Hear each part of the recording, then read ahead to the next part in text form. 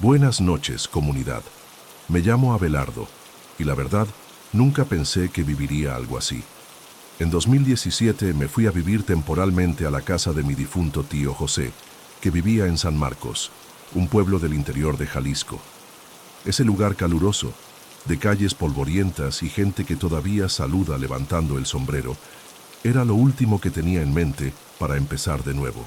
Pero después del divorcio, del desorden emocional y del ruido constante de Guadalajara, tengo que admitir que la idea de aislarme me pareció más un alivio que un sacrificio. La casa de mi tío era antigua, de muros gruesos y pintura descarapelada en las esquinas, pero se notaba que estaba bien cuidada. Mis primos, los hijos de él, me habían dicho que no tenían el corazón para dejarla abandonada, pero tampoco querían vivir ahí. Comentaron que sería bueno que alguien se quedara, que la mantuviera limpia, que la casa no se echara a perder.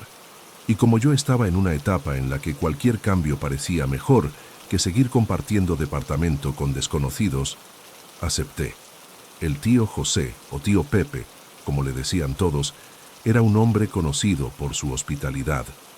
Quien pasaba frente a su casa rara vez se iba sin una taza de café y un panecito, a veces dulce, a veces solo con mantequilla. Era de esos señores que se sentaban en la mecedora de la entrada con el radio encendido y pasaban horas observando la calle, listos para platicar con quien fuera que se acercara. Siempre lo vi como un hombre bueno, tranquilo, aunque un poco extraño en sus últimos años. Mis primos decían que hablaba solo y que actuaba como si estuviera esperando visitas constantemente. Nunca le di mucha importancia a eso.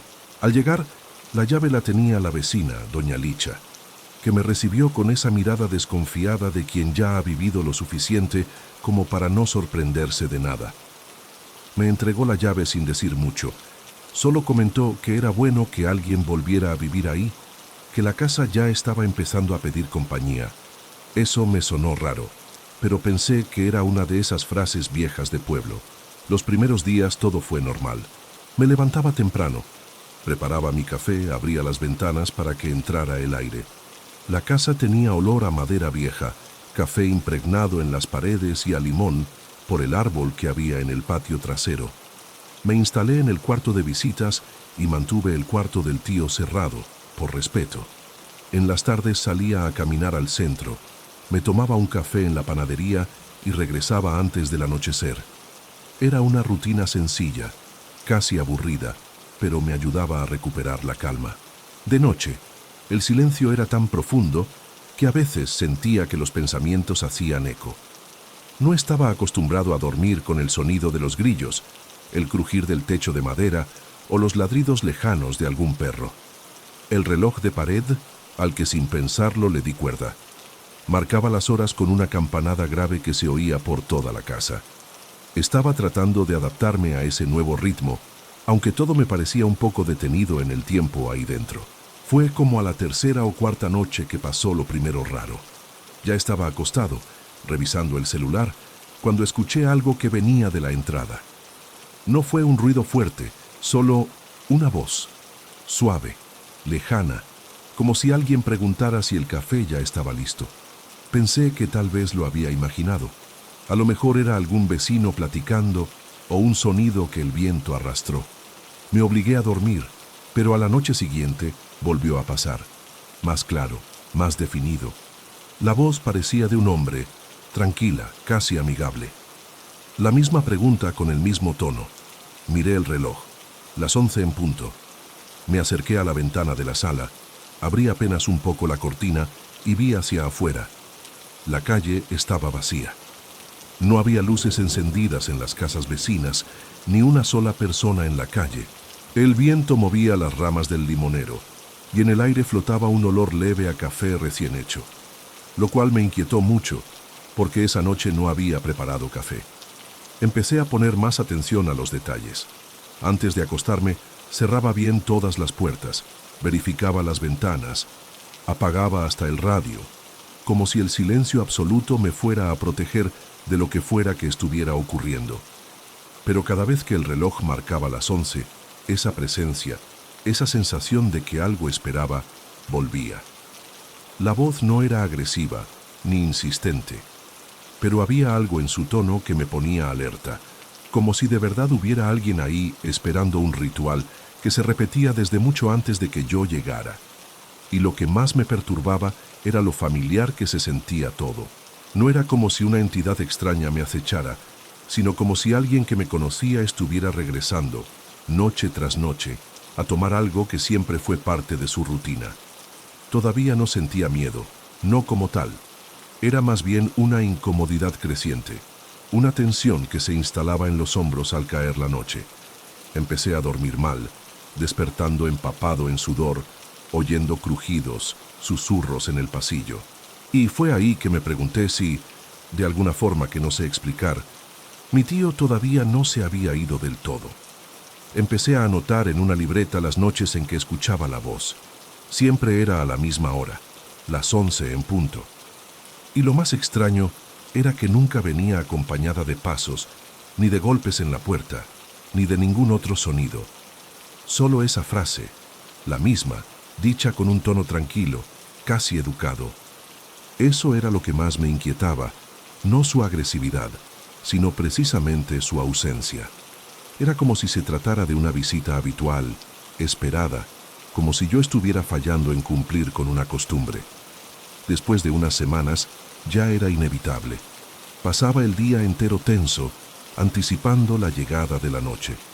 Sin darme cuenta, mi comportamiento fue cambiando.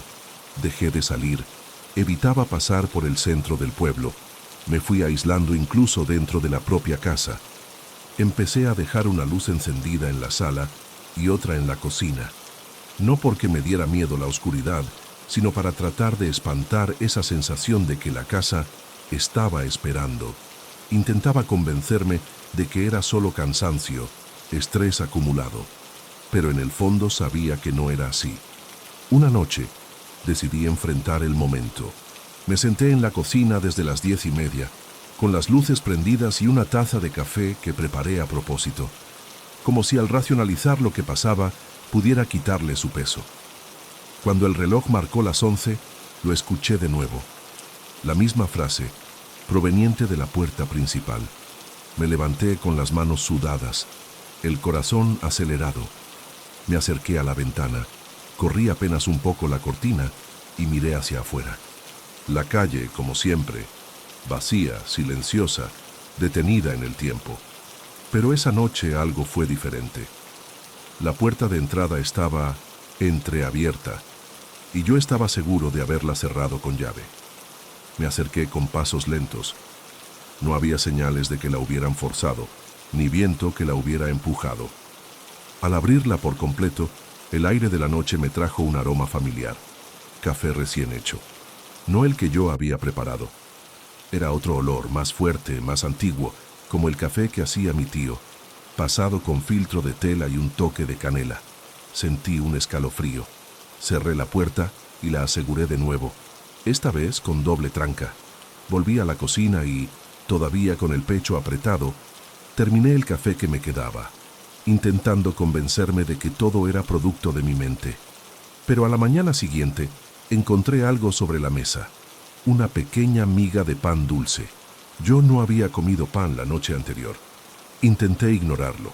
Traté de mantenerme ocupado durante el día, pero ya no podía seguir como antes. Dormía mal. Me despertaba empapado en sudor, escuchando crujidos y murmullos en el pasillo. A veces el viejo radio de mi tío, que yo no usaba, emitía un zumbido tenue en la madrugada, como si estuviera mal sintonizado, aunque estaba desconectado. Una mañana, doña Licha, la vecina, pasó a dejar unos tamales y me preguntó cómo me estaba yendo.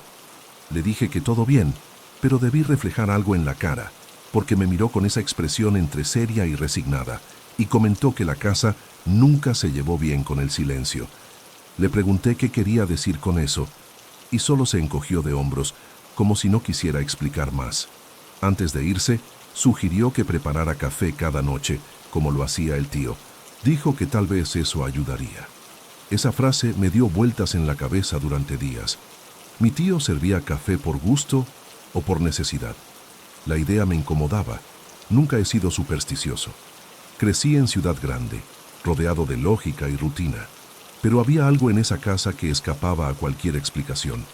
Y entonces, una noche en la que el cansancio fue más fuerte que el miedo, dejé preparado el café sobre la mesa antes de dormir. No porque creyera en nada, sino por simple curiosidad. Usé el filtro viejo que aún estaba en el armario, el mismo que él usaba. Coloqué una taza blanca al lado y corté un trozo de pan dulce que había comprado esa tarde. Era como montar una escena, un pequeño ritual doméstico. Me fui a dormir con el corazón más liviano, como si, de alguna manera, hubiese cumplido con una obligación. Esa noche no escuché la voz, pero al despertar por la mañana, la taza estaba vacía, y el pan con una mordida, como si alguien de verdad hubiese estado ahí. Poco a poco, lo que al principio parecía una molestia pasajera, comenzó a apoderarse de mi día a día. Las voces, o mejor dicho, esa voz, seguían apareciendo todas las noches, puntualmente a las 11 en punto, desde afuera de la casa. Ya no sabía si lo que escuchaba era real o producto de mi mente cansada, pero el miedo crecía silencioso dentro de mí. Intenté platicar con algunos vecinos, pero la mayoría evitaba el tema con una mirada desconfiada, como si fuera mejor no tocar ese asunto. Fue entonces que, en una conversación más larga con doña Licha, la vecina más vieja, ella me reveló algo que nadie me había contado hasta entonces. Mi tío José, conocido por su hospitalidad y por nunca dejar que una visita se fuera sin un café y pan, había tenido una pelea fuerte con un hombre llamado Ramón, un conocido del pueblo. Según ella, la discusión fue intensa, llena de palabras duras, y terminó con mi tío negándose a servir café y pan a Ramón, algo impensable para los estándares del lugar. Lo más perturbador es que Ramón murió pocas semanas después del fallecimiento de mi tío. La noticia no tuvo mucho eco, pero para los habitantes del interior tenía peso. Decían que Ramón fue visto caminando en círculos cerca de la casa de mi tío, como si buscara algo que nunca encontró. El escalofrío que sentí al escuchar eso fue inmediato, porque todo empezaba a tener sentido, o al menos una parte. ¿Será que era la voz de Ramón cobrando la hospitalidad negada? No podía ser. Nunca había creído en espíritus, y menos en venganzas del más allá, pero el misterio y la inquietud me consumían. Cada noche que pasaba me sentía más atrapado en esa casa, una prisión invisible que no tenía cerraduras ni rejas, pero que encerraba mi mente y mi cuerpo. Comencé a darme cuenta de que la casa guardaba recuerdos y quizá resentimientos de cosas que pasaron ahí y que yo no podía ignorar. Era como si la generosidad de mi tío tuviera un límite, y cuando ese límite se rompió, algo cambió para siempre. Sentía que Ramón, o lo que quedaba de él, no aceptaba el rechazo, la ausencia de ese café y pan que para él significaban mucho más que alimento, quizá una última reconciliación negada. La ansiedad me hacía estar alerta a cada ruido. El sonido del viento en las ventanas, el crujido de las puertas, hasta los maullidos de los gatos del barrio. Todo parecía tomar un tono amenazante en esa casa. Lo que más me aterraba era no poder escapar, porque esa casa era mi responsabilidad. Yo era el único que podía cuidarla o dejar que se fuera al abandono. La noche en que decidí hacer lo que mi tío hacía, dejando café y pan listos en la mesa, parecía un gesto simple, pero para mí fue un intento desesperado de apaciguar algo que apenas entendía. Despertar a media madrugada y encontrar la taza vacía y el pan mordido fue un golpe que me dejó en silencio por largo rato. Sabía que algo me observaba, que no quería solo café, sino tal vez un reconocimiento, una reparación que mi tío no hizo y que yo estaba tratando de hacer por él. La sensación de ser observado nunca desapareció. Sentía como si un peso invisible flotara sobre la casa, sobre mí. La duda de si aquello era real o producto de mi mente no me dejaba descansar, y no podía dejar de pensar que quizás, en toda esta historia, no era yo quien recibía la visita, sino el espíritu de mi tío José, cargando el peso de ese rencor y esa última negación. Ya estaba al límite del agotamiento, con los ojos cansados de tanto vigilar el reloj y las puertas de la casa. La voz que pedía café y pan todas las noches se había convertido en una presencia constante, una sombra invisible que me acompañaba a donde fuera dentro de ese inmueble. Ya no sabía si estaba volviéndome loco o si realmente algo ahí quería comunicarse conmigo. Después de pensar mucho y probar varias maneras de alejar lo que fuera, decidí actuar como probablemente lo habría hecho mi tío José si aún estuviera vivo. Preparé una taza de café, con ese aroma fuerte y caliente que a él le gustaba, y puse al lado una pequeña porción de pan fresco, de esos dulces que se compran en la panadería de la esquina, cerca de la plaza del pueblo. En la taza dejé una nota simple, escrita a mano, pidiendo disculpas por cualquier malentendido y ofreciendo esa pequeña ofrenda como señal de respeto y reconciliación. Puse todo cuidadosamente afuera de la puerta de la casa, donde imaginé que esa presencia podría ver. Fue una noche tensa. Esperaba escuchar nuevamente esa voz, tal vez aceptando la oferta o quizá despidiéndose, pero el silencio se apoderó del lugar. La sensación de miedo disminuyó un poco, y por primera vez en semanas pude dormir algunas horas seguidas. En los días que siguieron, la voz no regresó. Reinó el silencio, pero no el silencio vacío e incómodo de antes. Era un silencio que parecía decir que algo se había resuelto, o al menos apaciguado. Sentía un peso saliendo de mi pecho, una calma tímida tomando el lugar de la ansiedad. Poco tiempo después, recibí la noticia de los otros herederos. Habían decidido vender la casa. Para ellos, mantener la propiedad no tenía sentido, y el dinero de la venta resolvería otras cuestiones familiares. Para mí, fue una mezcla de alivio y tristeza. Alivio por finalmente poder salir de ese lugar que me consumía lentamente, y tristeza por dejar atrás no solo la casa del tío, sino también ese misterio que quizá nunca tendría una respuesta definitiva. La última noche antes de la mudanza, caminé por el patio y la veranda, sintiendo el olor familiar de la madera y la tierra mojada. Pensé en el tío José, en su hospitalidad, en el silencio que ahora llenaba los espacios y en la voz que finalmente había cesado.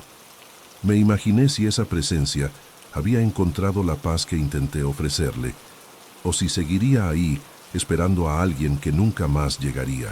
Al cerrar la puerta por última vez, una mezcla de miedo, alivio y nostalgia me invadió. Nunca supe si lo que viví fue real o solo fruto de mi mente cansada. Pero algo sé, esas noches en San Martín de Hidalgo, con una voz pidiendo café y pan a las 11 en punto, cambiaron algo dentro de mí para siempre, y quizá en algún lugar esa historia sigue, en la vieja casa de mi tío, donde el pasado y el presente se encuentran en una eterna espera silenciosa.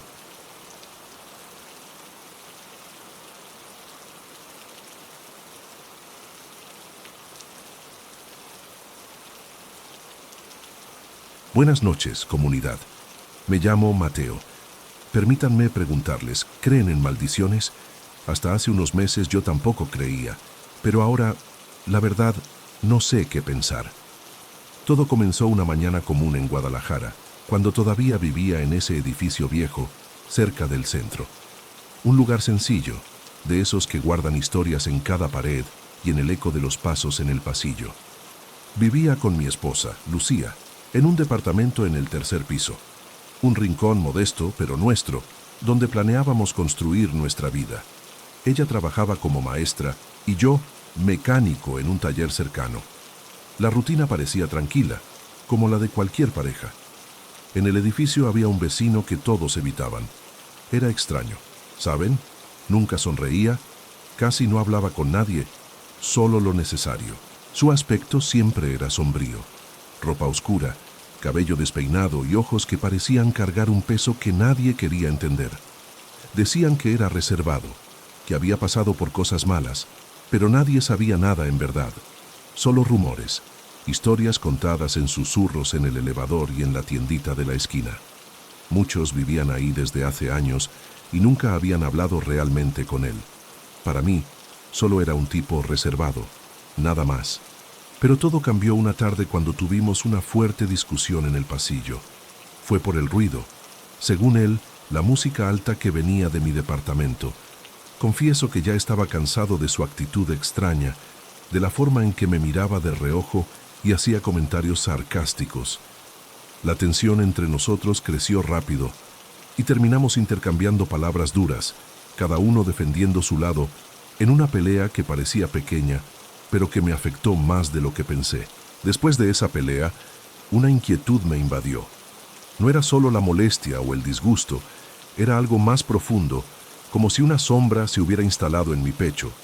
Su mirada, fría e implacable, parecía seguirme por todo el edificio, y las voces de los otros vecinos, que antes eran solo chismes lejanos, comenzaron a atormentarme, hablando de la maldición que ese vecino llevaba, del miedo que inspiraba, de cosas extrañas que pasaban cerca de él. Traté de ignorarlo. Pensé que solo era miedo e imaginación de la gente. Sin embargo, por la noche, cuando todo debería ser paz, la sensación de miedo volvía con fuerza.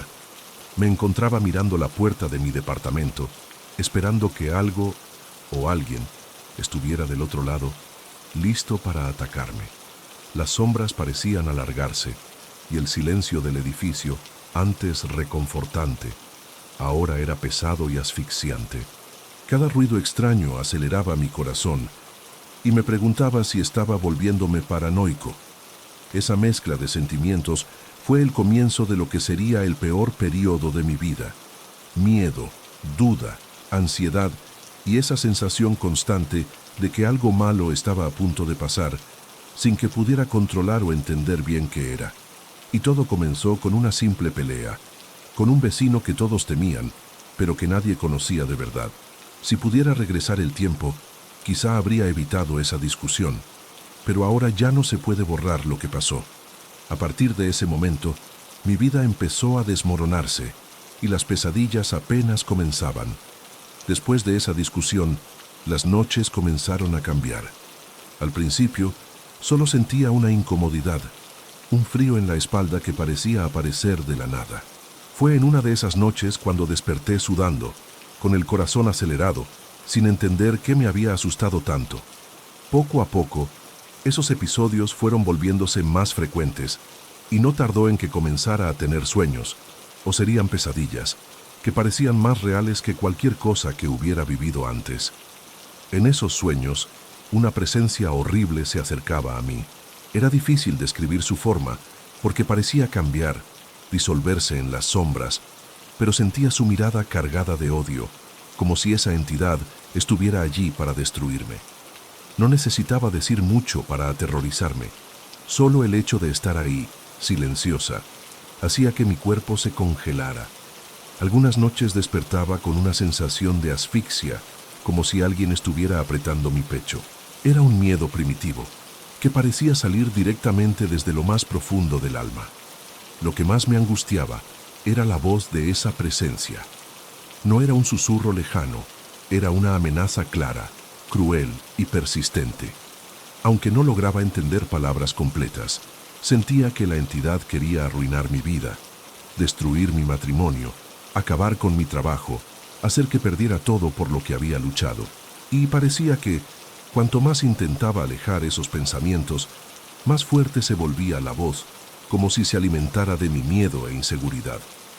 Mi esposa, Lucía, empezó a notar que yo estaba diferente. Me preguntó si algo andaba mal, pero no podía explicar bien lo que estaba pasando. Traté de ocultar el miedo, el cansancio y la ansiedad, pero ella notó que casi no dormía y que cada vez estaba más irritable y distante. El ambiente en casa se volvió tenso. Comenzaron a surgir pequeñas discusiones, algo que antes no pasaba, y me sentía culpable por estar dejando que todo se desmoronara. En el trabajo tampoco las cosas iban bien. Cometía errores tontos, olvidaba detalles importantes, y la presión para mantener el empleo comenzó a pesarme. El miedo y la ansiedad dominaban mi mente todo el tiempo, y ya no podía pensar con claridad. El vecino. Ya no hablaba con él, evitaba los pasillos del edificio y me aseguraba de cerrar todas las puertas y ventanas, como si pudiera impedir que la entidad entrara en mi vida de una vez por todas. Pero nada de eso parecía suficiente. La entidad de mis sueños parecía alimentarse de mi debilidad y sentía que cada vez estaba más atrapado en una prisión invisible de la que no sabía cómo escapar. Y la cruel duda no me abandonaba. ¿Habría despertado esa pelea algo que antes estaba dormido? ¿Acaso el vecino, con toda su aura siniestra, realmente me había lanzado una maldición? ¿O solo era mi cabeza cansada y asustada jugando conmigo? Lo único que sabía era que el terror no estaba solo en mis sueños. Ya había entrado en mi vida real y no tenía idea de cómo lidiar con eso. Después de esa fuerte pelea con el vecino, empecé a sentir que algo extraño me estaba pasando, pero no lograba entender bien qué. Las noches se llenaron de sueños terribles, pesadillas vívidas con una presencia que parecía querer destruirme. Durante el día sentía una inquietud creciente, como si alguien me estuviera observando sin que yo pudiera verlo. El miedo se fue infiltrando poco a poco, apoderándose de mí. En el edificio, las conversaciones empezaron a incomodarme aún más. Algunos vecinos evitaban hablar del vecino, otros susurraban sobre él, pero nadie tenía pruebas, solo historias y rumores. Fue una vecina que llevaba mucho tiempo viviendo ahí quien me contó algo que me heló la sangre. Me dijo que ese hombre, aunque nunca se le había visto involucrado oficialmente en nada, tenía un pasado oscuro. Según ella, antes de que yo viviera en el edificio, el vecino formaba parte de un culto satánico. No había ninguna prueba concreta, solo relatos y rumores, pero ella aseguraba haber visto varias veces a personas vestidas de negro entrando y saliendo de su apartamento en horarios extraños. Esas visitas, siempre discretas y silenciosas, hacían que todos desconfiaran, pero nadie se atrevía a investigar. Esa historia me impactó mucho. Empecé a preguntarme si esa entidad de mis pesadillas tenía alguna conexión con ese misterioso pasado. ¿Será que el vecino estaba jugando con fuerzas que yo no podía comprender? ¿Será que nuestra pelea despertó algo que había estado dormido en el edificio, a mi alrededor? La tensión crecía cada día. El miedo y la duda me consumían y veía cómo mi matrimonio y mi trabajo se desmoronaban, como si algo invisible estuviera minando todo lo que tenía. Mis noches se volvieron una prisión. La oscuridad parecía crecer con cada minuto y sentía que el aire en mi departamento se volvía más pesado, asfixiante. Para colmo, mi mente se obsesionó con el vecino. Empecé a observarlo discretamente por las ventanas, escudriñando su rutina, intentando entender qué ocultaba detrás de esa mirada fría y distante. Era una obsesión que me drenaba. Sabía que no era normal, pero no podía detenerme. Con cada paso que daba, mi ansiedad aumentaba. Pasaba horas recordando la pelea, cada palabra, cada gesto. Sentía que ese intercambio había desatado una especie de maldición silenciosa, y yo estaba atrapado en ella. Incluso en los momentos más simples, mi cabeza volvía al vecino y su oscuro pasado, a esas personas vestidas de negro entrando y saliendo de su apartamento. Esa obsesión comenzó a corroer mi cordura, como un veneno lento que me aislaba de todo y de todos, dejándome cada vez más vulnerable ante algo que no podía ver, pero que sentía claramente. Una amenaza real que no sabía cómo enfrentar. Con las noches cada vez más difíciles y mi rutina hecha trizas, me di cuenta de que necesitaba una medida drástica. Las discusiones con Lucía se volvieron constantes. Ella decía que ya no era el mismo, que vivía bajo un peso invisible que me consumía.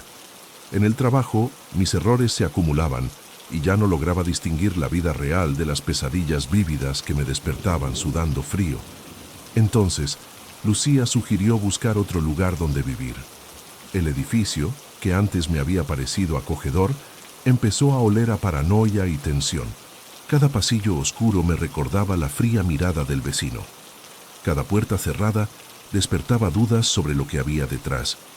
Accedí no por debilidad, sino por necesidad. Ya no tenía fuerzas para enfrentar ese ambiente cargado. En los días previos a la mudanza, recibí algo que dejó clara la confusión de todo. Una mañana encontré un papel sin firma bajo mi puerta. Era breve, escrito con letra temblorosa. Nunca olvides lo que hiciste. No mencionaba al vecino directamente, pero el mensaje era inequívoco. Alguien seguía mis pasos y sabía de nuestra pelea. El corazón se me heló, pero el alivio de dejar ese lugar superó al miedo inmediato. El día de la mudanza, cargué las últimas cajas sintiendo las miradas de los demás vecinos. Al pasar por el pasillo, vi la puerta del vecino, entreabierta, oscura, silenciosa como siempre. Un escalofrío recorrió mi espalda y por un instante juré ver una sombra al otro lado, pero al parpadear ya no había nada. Ahora, instalados en un barrio más tranquilo, trato de reconstruir mi vida. Lucía dice que estoy mejor, y es cierto que mis sueños han sido menos frecuentes, aunque de vez en cuando despierto todavía con esa voz distante. A veces creo ver a una figura encapuchada cruzar la calle frente a nuestro nuevo departamento, pero todo podría ser producto de mi mente alerta. No sé si realmente fui víctima de una maldición o si la culpa y el miedo forjaron un monstruo en mis recuerdos. Lo único que sé es que, cada vez que paso frente a un edificio antiguo y mis ojos se posan en la puerta de algún vecino de aspecto sombrío, mi pecho se aprieta. Y me pregunto si en algún lugar ese vecino sigue manteniendo viva la maldición silenciosa que comenzó en la escalera de mi antiguo edificio, lista para atrapar a la próxima víctima.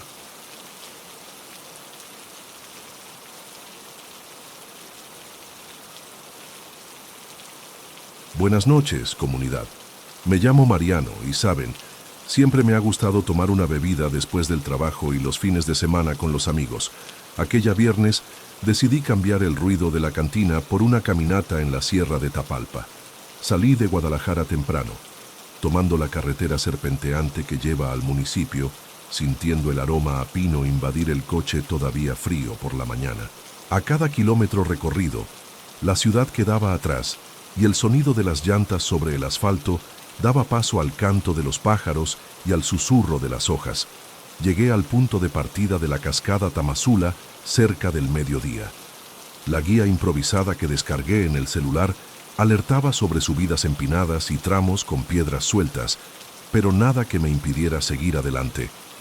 La mochila llevaba solo agua, un bocadillo y el cantil para llenar después de la caminata. Pronto, en la primera pendiente, noté cómo el bosque de pinos formaba corredores estrechos y el calor áspero del sol se atenuaba con la sombra húmeda. En algunos puntos, arbustos cubiertos de musgo recordaban escenarios de otro tiempo, como si esos árboles guardaran recuerdos ancestrales.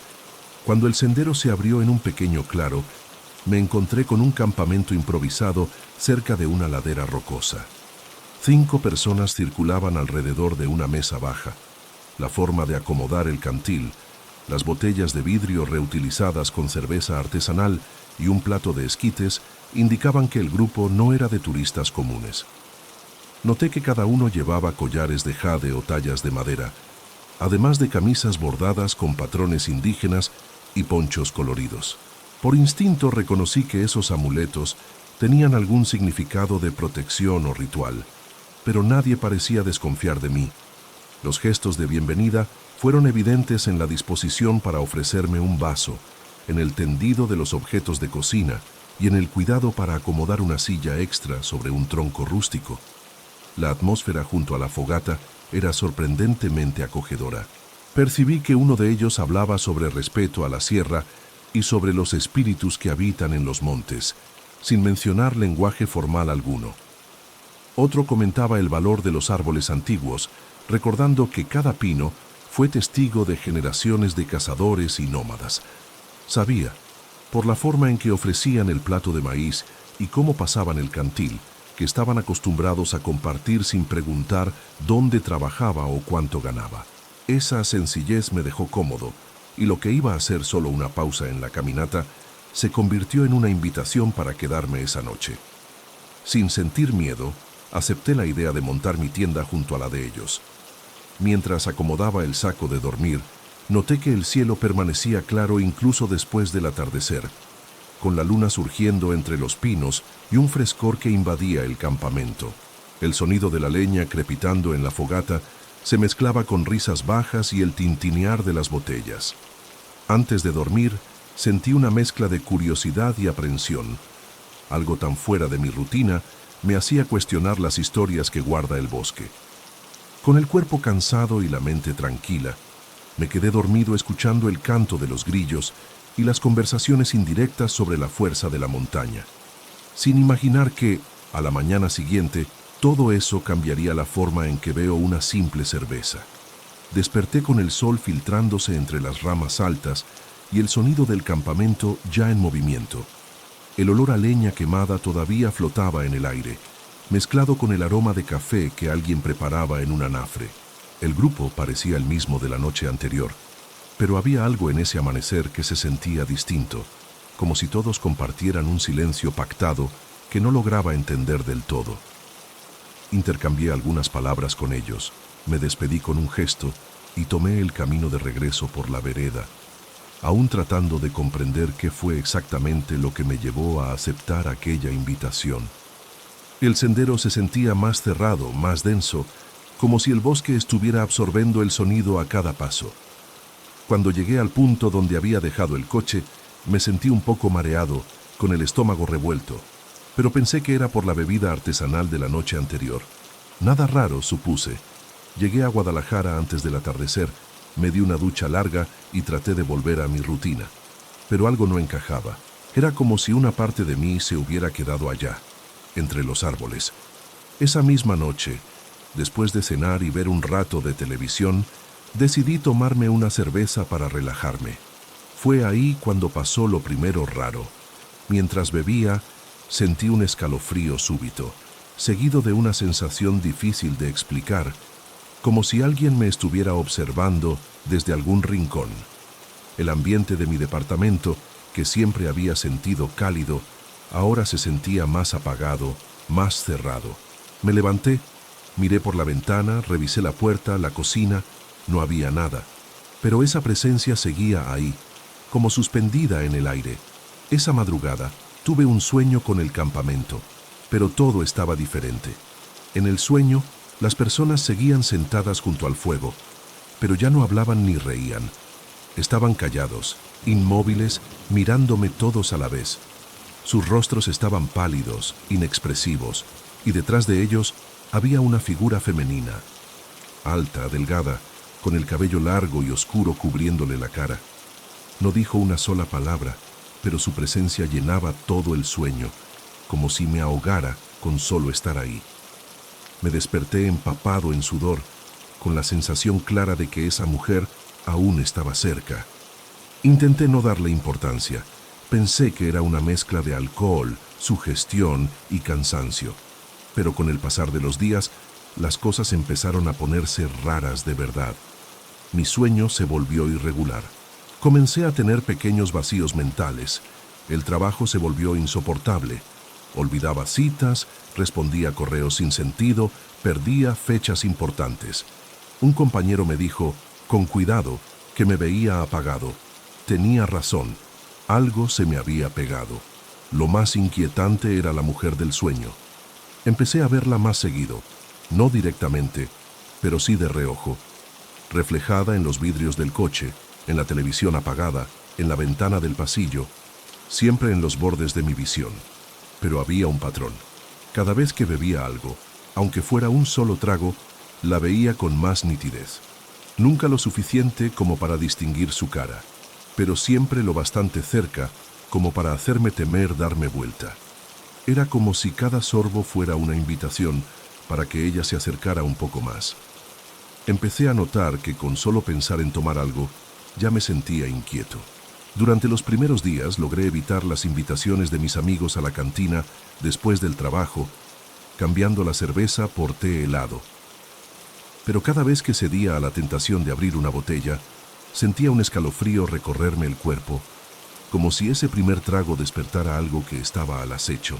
Ella volvía a aparecer, detrás de la barra de mi cocina, en la rendija de la puerta de la sala o reflejada en el espejo del baño, siempre vestida de blanco, siempre a lo lejos, pero siempre ahí. En la oficina, los síntomas empeoraron. Durante una junta, sentí un frío en el hombro, como si una mano invisible se hubiera posado ahí, y las orillas de la sala comenzaron a verse borrosas, como si estuviera viendo a través de humo. Mis respuestas eran temblorosas y mi jefe me sugirió que me tomara unos días. Me negué, con miedo de que al alejarme del trabajo me volviera aún más vulnerable. Cada vez que me levantaba para ir al dispensador de agua, suspiraba con alivio al regresar, solo para ver, al mirar el reflejo en la ventana, su silueta del otro lado de la calle, inmóvil, observándome. Poco a poco, mi mente fue armando los fragmentos de aquella noche en la sierra. Recordé los amuletos de jade, los cánticos susurrados sobre las mensajeras del bosque y las miradas serias del grupo alrededor de la fogata. Una madrugada en vela, busqué leyendas de Tapalpa y encontré una mención a un espíritu femenino ligado a los bosques y al agua, conocido como la guardiana de la sierra. Decían que se manifestaba para castigar a quienes profanaban rituales ancestrales. La idea de haber invocado algo me erizó la piel, pero también daba sentido a todo. Desde aquel campamento, nada había vuelto a ser normal. El colapso llegó un viernes por la noche, cuando acepté una cerveza con un compañero del trabajo. En cuanto abrí la botella, el aire se volvió más denso. Al mirar hacia la barra, reconocí su silueta, parada a pocos pasos, observando cómo el líquido se vertía en el vaso. Por un instante, creí ver su cabello cubrir parcialmente su rostro, pero al intentar enfocarla, desapareció, dejando solo un aroma sutil a incienso.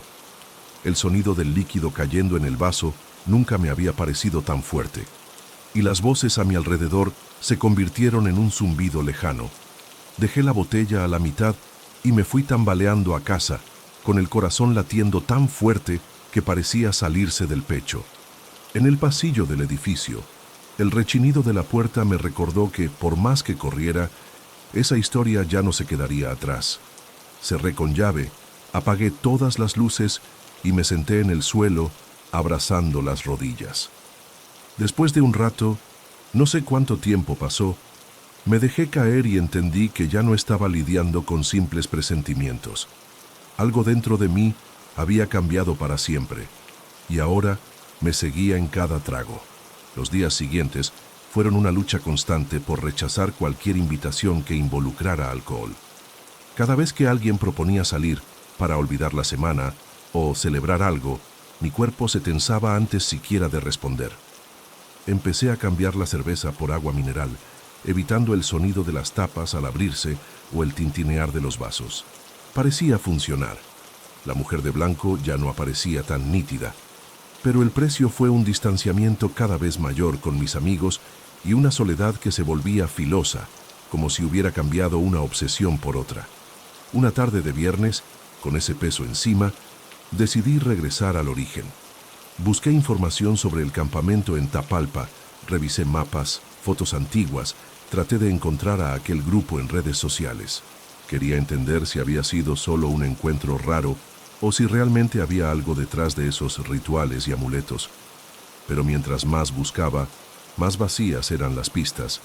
Los nombres que recordaba no aparecían en ningún lado y los pocos perfiles que encontré parecían borrados a propósito. Esa misma noche, volví a sentir por última vez ese escalofrío. Sostenía una botella de agua, intentando acostumbrarme al sabor frío, cuando la figura apareció, tan clara que el aire casi se me fue de golpe. Estaba a unos metros, bajo la sombra que proyectaba la luz del poste afuera del edificio. No dijo nada, nunca hablaba, pero el peso de su mirada me hizo retroceder. Por instinto, apagué la luz, cerré la ventana y me tiré en la cama, abrazando la almohada como si fuera un escudo. Al amanecer, encontré el departamento en un silencio absoluto. La botella de agua seguía intacta sobre la mesa de centro y ya no había rastro del aroma a sándalo en el aire. Me quedé allí un rato, dividido entre la sensación de que todo había terminado y el miedo de que solo se hubiera postergado. Me levanté, me preparé para ir al trabajo y salí sin mirar atrás. Hoy sigo yendo a la oficina. Intento retomar la rutina, pero sé que algo incierto quedó conmigo. A veces, cuando paso frente a algún reflejo, la vitrina de una tienda, el vidrio de un coche, tengo la impresión de que ella todavía me observa, desde lejos, con esa misma presencia tranquila y amenazante. No sé si debo olvidarlo o buscar respuestas hasta el final. La única certeza que tengo es que esa mujer de blanco permanece en mi mente, y no sabría decir si la vi solo en sueños o si realmente se vino conmigo.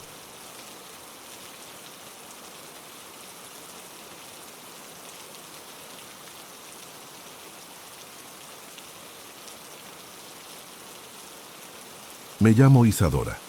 En 2016 tenía 23 años y estaba en el mejor momento de mi trabajo como influencer digital. Hacía videos de estilo de vida, maquillaje, viajes, ese tipo de contenido ligero que funcionaba muy bien en esa época. Era soltera, vivía entre eventos, grabaciones y ediciones, siempre buscando algo que se viera auténtico, pero también estéticamente bonito.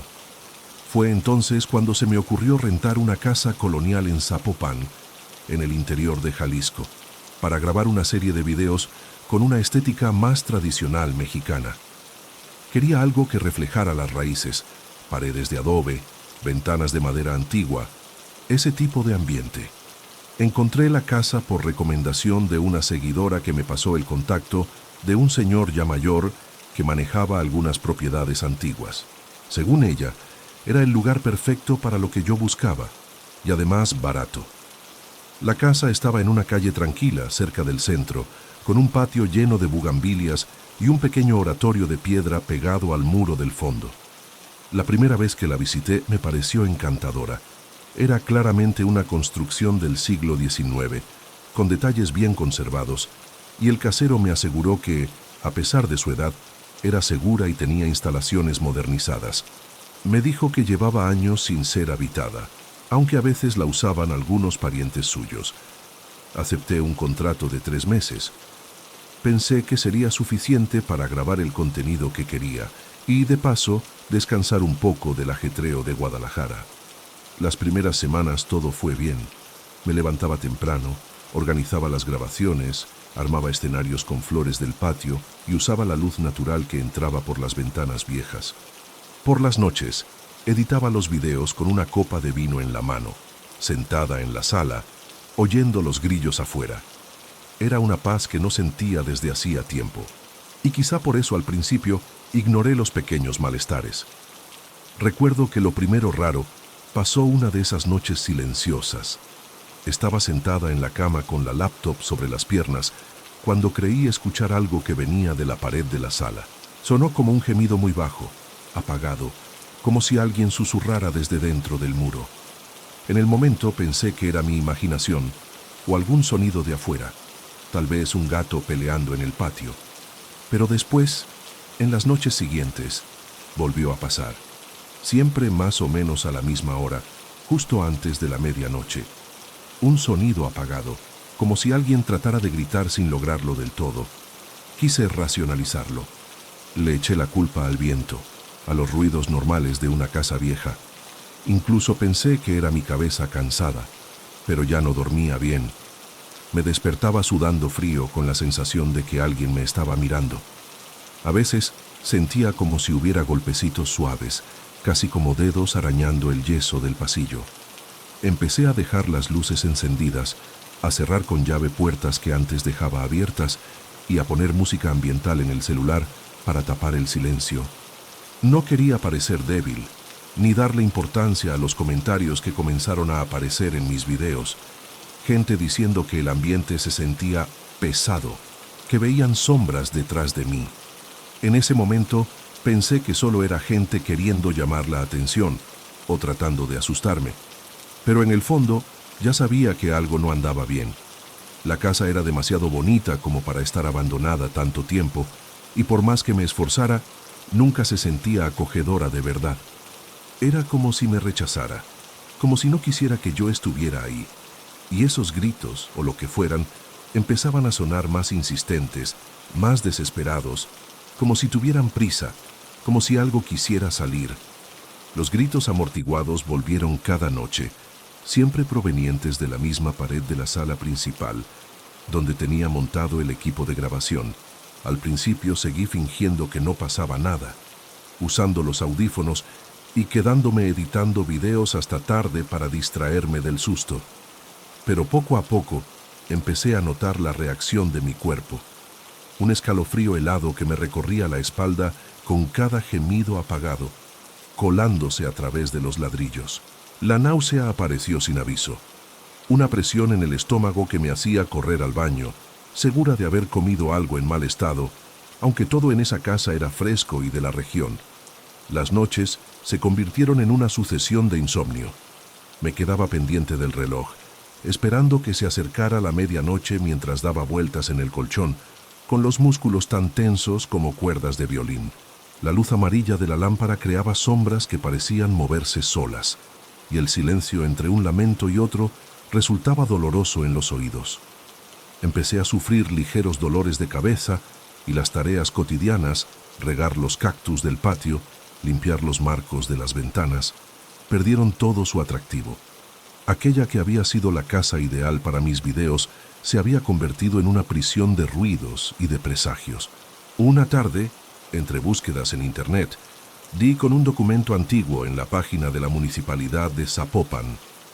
Encontré la planta original de la construcción, fechada en 1892, y en ella aparecía claramente una sala extra, justo detrás de la pared que me aterrorizaba. En la descripción, esa sala figuraba como un pequeño depósito, pero nadie me había advertido de su existencia durante el recorrido inicial. Al comparar los planos, me quedé sin aliento y sentí la respiración acelerarse como si hubiera subido varias escaleras de golpe. Eso explicaba por qué los lamentos sonaban atrapados en un espacio sin grietas ni ventanas.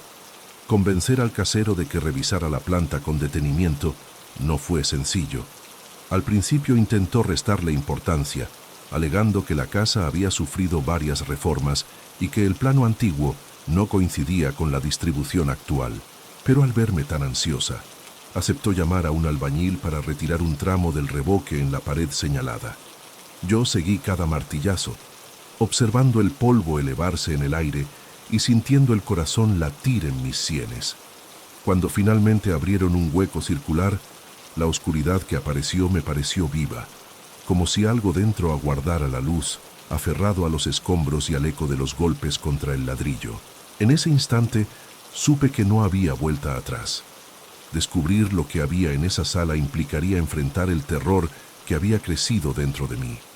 Cuando el agujero en la pared fue lo suficientemente grande como para iluminar el interior, la oscuridad de la sala oculta me pareció más densa que cualquier otra sombra que hubiera visto en mi vida. El albañil se detuvo, se secó el sudor de la frente y me ofreció la linterna. Apoyada en el borde, temblaba, no de frío, sino de un miedo antiguo, casi visceral, como si estuviera a punto de invadir un espacio que no debía. Dentro, el olor era una mezcla de humedad, óxido y algo dulzón que me revolvía el estómago. El polvo flotaba en el aire unos segundos antes de asentarse y mis ojos tardaron en adaptarse. Cuando por fin vi con claridad, noté en el centro de la habitación una silla de madera, como esas que se ven en los patios de casas viejas, gastada por el tiempo, y cadenas oxidadas, sujetas al piso y a una viga del techo. Alrededor, las paredes tenían marcas largas y delgadas, como si alguien hubiera intentado rasgar el cemento con las uñas. Me vinieron a la mente, en ráfagas, los gemidos apagados que había estado escuchando.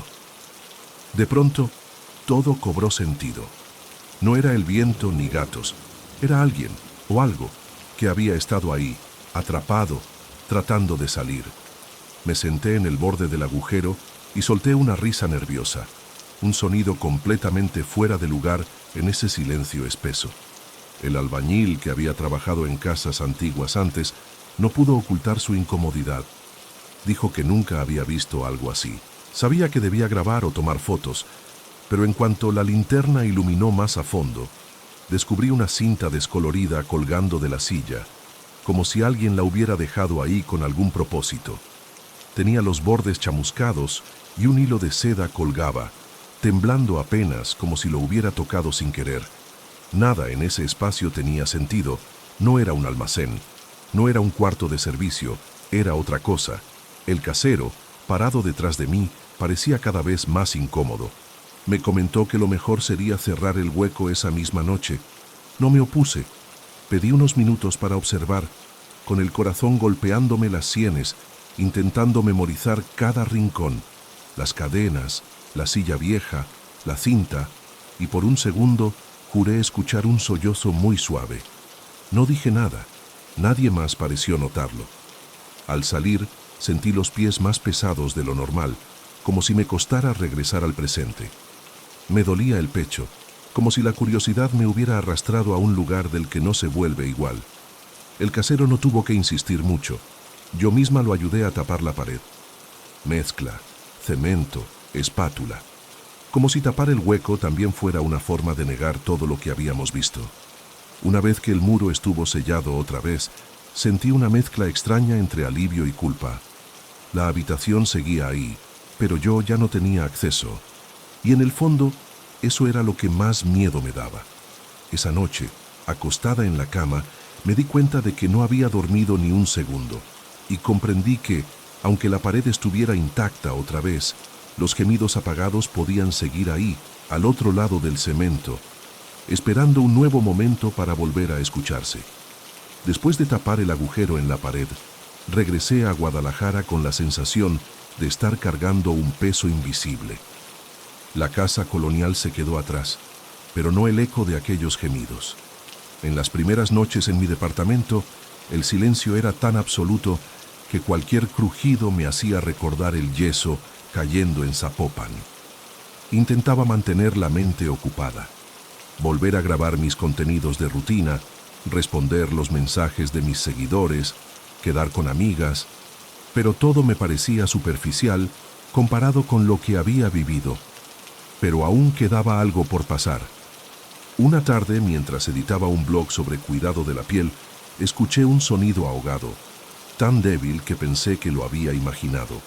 Parecía venir desde dentro de la pared de la sala, el mismo tipo de gemido atrapado que creí haber dejado atrás. Mi cuerpo tembló, y la lámpara sobre la mesa se movió como si manos invisibles la hubieran tocado. Respiré hondo y forcé la vista hacia la pantalla, pero la imagen del monitor me parecía opresiva. Sombras en las esquinas, un movimiento casi imperceptible. La semana siguiente recibí un video anónimo por mensaje directo. En él se veía la fachada de la casa en Zapopan, iluminada apenas por un poste solitario, y al fondo se captaba un gemido claro, antiguo y sofocado. Nadie hablaba en el video, pero el sonido fue suficiente para dejarme sin aliento. No supe qué contestar. Entendí entonces que lo que había ahí probablemente no se quedaría confinado detrás de una pared ni sellado con cemento. Seguía vivo, resonando en los lugares más cotidianos de mi día a día. Aunque nunca he sido muy creyente de esas cosas, terminé buscando a una señora que hacía limpias espirituales y le pedí que bendijera mi casa. Ella me dijo que traía un ajo pegado que no quería soltarse y me hizo pasar por un ritual de purificación con hierbas, cantos y oraciones. Después me dio un amuleto de protección y una regla: no volver a hablar, pensar ni recordar la casa de Zapopan. Según ella, el miedo y la memoria podrían atraer de nuevo lo que se había venido conmigo. La verdad, me sentí mejor después de todo aquello, y también confieso que seguí la regla de la señora al pie de la letra, excepto ahora, mientras escribo este relato, porque necesito contar esta historia para cerrar ese capítulo de una vez por todas. No sé si creo en lo que me dijo la señora, o si obedecí por miedo. No sé si había algo de verdad en esa casa, o si fue autosugestión por el ambiente antiguo y por la misma presión de crear ese nuevo contenido. Hoy todavía siento el peso de esa casa en cada espacio vacío. A veces, durante una transmisión en vivo, me invade una angustia rara, como si alguien se quejara por haber sido abandonado otra vez. No puedo asegurar si todo fue obra de fantasmas o solo el resultado de una mente agotada, pero sé que el misterio sigue conmigo. Por las noches, cuando se apagan las luces, cierro los ojos y alcanzo a escuchar, bajo y lejano, un gemido que pide pasar. Y me repito a mí misma que tal vez, de algún modo, la casa de los gritos nunca se fue de mi lado.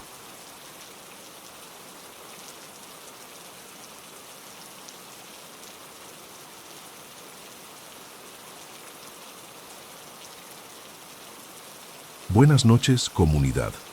Me llamo María Ángela y trabajo como arquitecta aquí en Guadalajara, en la Torre Chapultepec, un edificio empresarial bastante conocido en la ciudad. Me dedico principalmente a proyectos de interiores para oficinas y, últimamente, he estado trabajando en el turno nocturno para adelantar entregas y evitar el tráfico pesado de la mañana.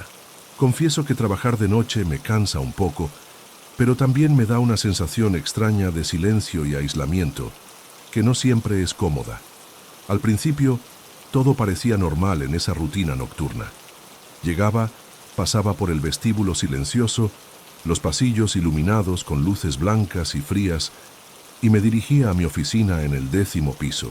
Pero fue justamente el elevador lo que empezó a llamar mi atención, no por su eficiencia, sino por un comportamiento que no podía explicar. Era común escuchar el sonido del elevador moviéndose, abriendo y cerrando puertas, aunque no hubiera nadie cerca. A veces en mi celular recibía notificaciones del sistema del edificio avisando que el elevador se movía solo, subiendo y bajando sin razón aparente. Al principio, pensé que era un problema técnico simple, algo que el personal de mantenimiento resolvería rápido. Pero la frecuencia aumentó y el elevador parecía más activo cuando estaba sola en el edificio, especialmente en la madrugada. Hubo noches en que notaba que la puerta del elevador se abría en mi piso sin que nadie la llamara o estuviera esperando. La luz interna quedaba encendida, como si invitara a alguien a entrar, pero la cabina estaba vacía.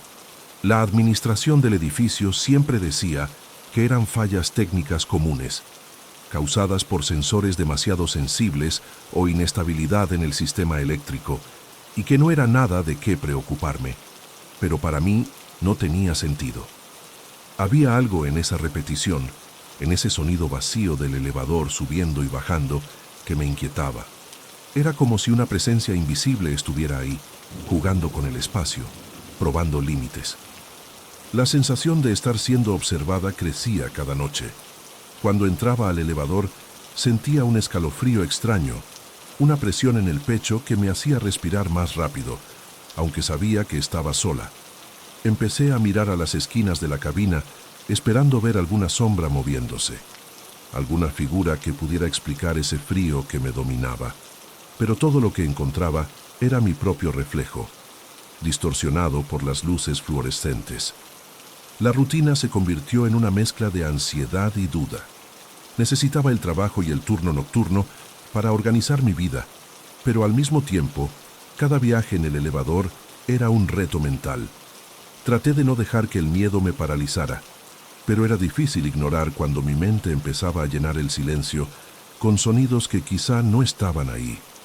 Un susurro casi imperceptible, un chasquido en el panel, una puerta que se cerraba sola. Esa era mi vida en ese tiempo, una mezcla de normalidad y extrañeza, donde cada pequeño detalle podía ser señal de algo más grande. Aún no sabía que esa presencia en el elevador cambiaría mi forma de ver el edificio y a mí misma. Esa noche, todo parecía como de costumbre. Salí de la oficina alrededor de las 11:30 de la noche, cansada después de revisar un proyecto que debía estar listo para el día siguiente. Ese turno nocturno ya me pesaba, pero el silencio de la torre me daba una extraña sensación de paz, hasta el momento en que entré al elevador para bajar. Tan pronto como se cerraron las puertas detrás de mí, el aire pareció volverse más pesado. El elevador comenzó a subir solo, y me pregunté si había apretado el botón equivocado. Traté de presionar para bajar, pero nada respondía. Fue cuando las luces comenzaron a parpadear y todo se volvió oscuro, excepto por el pequeño panel digital que indicaba el piso en que estábamos. El silencio en ese espacio diminuto parecía absoluto, pero sentía algo a mi lado, una presencia que no podía ver ni tocar, pero que apretaba mi corazón y aceleraba mi respiración. El corte de energía me dejó atrapada allí casi 5 minutos, que para mí parecieron una eternidad. En algún momento, tuve la clara impresión de que no estaba sola, que una sombra se movía silenciosamente conmigo. No sé si fue el pánico o algún truco de mi mente cansada, pero durante ese tiempo en la oscuridad noté que no podía moverme bien. Mi piel estaba erizada y cada sonido de la estructura metálica del elevador parecía amplificado, como si algo o alguien se acercara. La angustia crecía, y traté de concentrarme en la luz tenue del panel, buscando algún punto de apoyo para mi mente. Cuando finalmente volvió la energía, las puertas se abrieron lentamente, y casi tropecé al salir, sintiendo un peso invisible, como si hubiera dejado una parte de mí ahí adentro. En la recepción intenté explicar lo que había pasado, pero me dijeron que el edificio estaba teniendo problemas técnicos en el sistema eléctrico y que eso era común durante mantenimiento. Pero para mí no era solo eso. Desde esa noche, el elevador siguió con movimientos extraños. Subía y bajaba solo, puertas que se abrían sin que nadie estuviera ahí y ese frío que me invadía cuando me acercaba a él.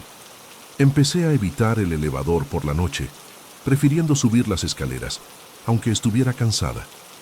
La sombra parecía seguirme, siempre cerca, silenciosa, observando. Lo que más me asustaba era que nadie más parecía notar nada, y sentía que si contaba lo que pasaba, me tomarían por loca o estresada. La soledad de ese miedo me consumía poco a poco, y empecé a cuestionar mi cordura mientras la presencia misteriosa del elevador se volvía parte de mi día a día. Desde entonces, mi rutina cambió, pero la sombra dentro del elevador seguía ahí, silenciosa e implacable, como un secreto que necesitaba descubrir, o quizá simplemente huir. Los días que siguieron a la caída de energía fueron una batalla silenciosa contra el miedo que se alojó en mí. Me despertaba varias veces en la madrugada, jadeando, como si todavía estuviera atrapada en ese cubículo oscuro. Durante el día, sentía la mirada de mis compañeros, pero nadie hablaba abiertamente, solo sugerían que descansara más, que viera a un médico, un psicólogo, cualquier cosa para relajarme. Yo sonreía y agradecía, pero por dentro sabía que no era cansancio ni estrés normal de trabajo. Era como si llevara una herida abierta, palpitando cada vez que recordaba el elevador. La torre hizo una inspección completa de los cables y del panel de control. Vi a los técnicos revisar la máquina de tracción, probar el generador de energía y ajustar los sensores de la puerta. Todo quedó registrado en informes que me aseguraban que, de ahora en adelante, no habría más fallas. Pero para mí, la sombra había convertido el elevador en un punto de encuentro con lo inexplicable. Cada vez que pasaba cerca, la sensación de que algo me seguía era tan fuerte que casi podía escuchar una respiración tras mis talones. Una tarde, mientras terminaba unos planos en la oficina, escuché el aviso de llamada en el elevador por el sistema interno. Miré el monitor que mostraba la posición de las cabinas. Todas las flechas indicaban la planta baja, aunque nadie había presionado ningún botón. El corazón me empezó a latir rápido y me levanté con las manos temblorosas. Me acerqué al vestíbulo y noté que la cabina estaba con la puerta entreabierta. La luz interna parpadeaba lentamente, alternando destellos y sombras. Otra vez, la administración dijo que era un problema del sensor y que todo sería recalibrado. Pero en vez de tranquilizarme, eso solo aumentó mi incomodidad. La noche siguiente, decidí enfrentar al elevador con la cabeza en alto. Presioné el botón para el 10º piso, respiré profundo y entré. Las puertas se cerraron con un clic preciso y el panel se iluminó como un faro. Durante la subida, pensé haber visto una silueta reflejada en el acero pulido, pero cuando intenté mirar directamente, no había nada. Aún así, sentí un escalofrío en la nuca, como si alguien respirara justo detrás de mí. En el 10º piso, las puertas se abrieron normalmente, revelando el pasillo iluminado y desierto. Pero al dar el primer paso para salir, la puerta comenzó a cerrarse sola. Puse el pie para impedirlo, pero la puerta golpeó mi pierna, raspando el pantalón. En ese momento, el pasillo pareció latir de vida. Las luces parpadearon y por un segundo creí escuchar un susurro. Algo tan lejos y tan cerca al mismo tiempo, una llamada silenciosa que hablaba directamente a mi mente. Retrocedí apresurada y cuando finalmente las puertas se cerraron por completo, sentí un nudo en la garganta. Bajé corriendo. Tomé las escaleras hasta la planta baja y solo paré cuando llegué al vestíbulo, mirando el elevador y deseando no haberlo enfrentado jamás. La sombra no necesitaba aparecer para que supiera que estaba ahí, aprovechando los breves momentos de debilidad. A la mañana siguiente desperté agotada, con el cuerpo adolorido y la certeza de que no había sido solo producto del cansancio. Algo en ese elevador me había marcado profundamente. No era solo una falla técnica, sino una invitación sombría a explorar mis propios límites. Y mientras me preparaba para enfrentar otra noche, sabía que el verdadero desafío aún estaba por venir. Fue entonces que decidí que necesitaba ayuda. Después de aquella noche en que quedé atrapada en el elevador, me di cuenta de que mi miedo no desaparecía con la luz del día. Vivía con la sensación de un nudo permanente en el pecho. Cada vez que un coche se detenía afuera, cada vez que escuchaba un zumbido eléctrico, retrocedía como si estuviera frente a un motor a punto de moverse solo.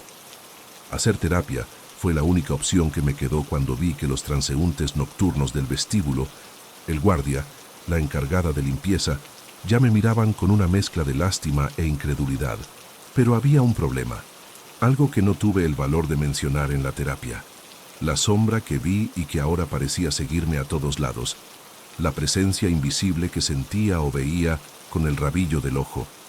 En la primera sesión llegué sintiéndome vulnerable. Describí cómo mantener las manos alejadas de los paneles metálicos me hacía sudar frío, cómo me dolían los hombros de tanto encogerlos para mantenerme pequeña en la esquina del elevador. La psicóloga enumeró mis detonantes: el sonido de la puerta cerrándose, el clic de los botones, el resplandor repentino de las luces de emergencia. Expliqué que, en las madrugadas, sentía que el elevador respiraba antes de moverse, como si estuviera vivo. Ella no se rió, solo anotó todo y sugirió ejercicios de relajación. Me enseñó la respiración diafragmática, pidiéndome que me sentara con la espalda recta, que colocara una mano en el abdomen y otra en el pecho, y que intentara que solo la mano sobre el abdomen se levantara al inspirar. Al principio, mis inhalaciones eran tan tensas que parecía estar tragando un globo, pero poco a poco aprendí a dejar entrar el aire despacio. Por las noches, después de subir las escaleras hasta mi departamento, me sentaba en una esquina de la sala y repetía el ejercicio, solo para desafiar los ecos del elevador. La siguiente etapa fue la desensibilización gradual. La psicóloga me llevó a un edificio viejo donde el elevador estaba fuera de servicio. Entramos juntas y solo observé la cabina con la puerta abierta, las paredes pintadas de gris, el pasamanos de acero. Fue extraño. Mi cuerpo temblaba ante algo inmóvil. Con el tiempo, logré recostar la espalda contra el panel, sin prisa, sintiendo cómo el frío del metal desaparecía poco a poco, pero sin cerrar los ojos completamente. La última fase del tratamiento exigía usar el propio elevador de la Torre Chapultepec. Concerté con la psicóloga una cita fuera de mi turno, durante el día, cuando había menos gente en el edificio. Respiré hondo en el vestíbulo vacío y apreté el botón para el 10º piso. La puerta se cerró con un clic que meses atrás me habría paralizado. Esta vez, mi brazo lanzó una punzada de tensión, pero recordé la respiración y agarré firme el pasamanos. Mientras la cabina subía, cerré los ojos solo un segundo y vi, en mi mente, la sombra oscura que sentí entre los botones, pero cuando los abrí, no había nada más que luz blanca y paredes lisas. Sentí una mezcla de alivio y decepción.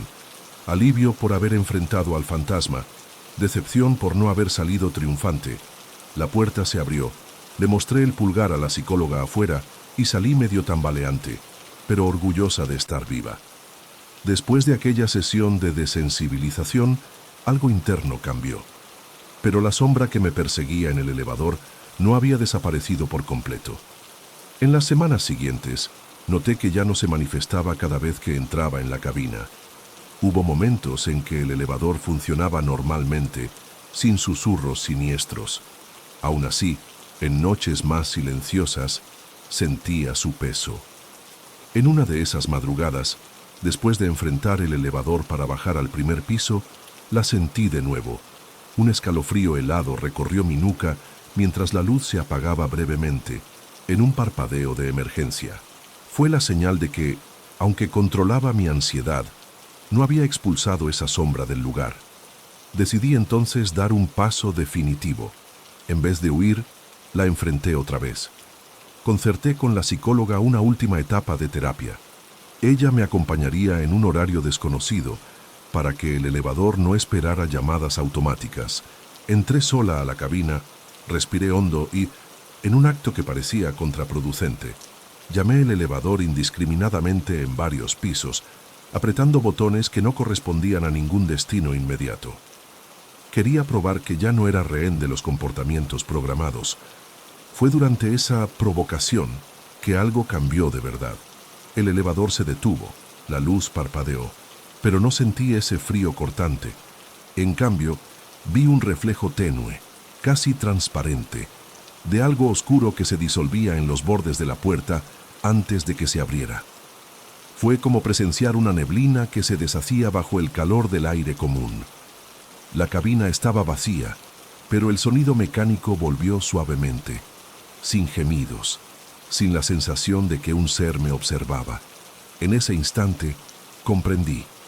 La sombra no había sido expulsada, pero de alguna manera reconoció mi poder para enfrentar el miedo.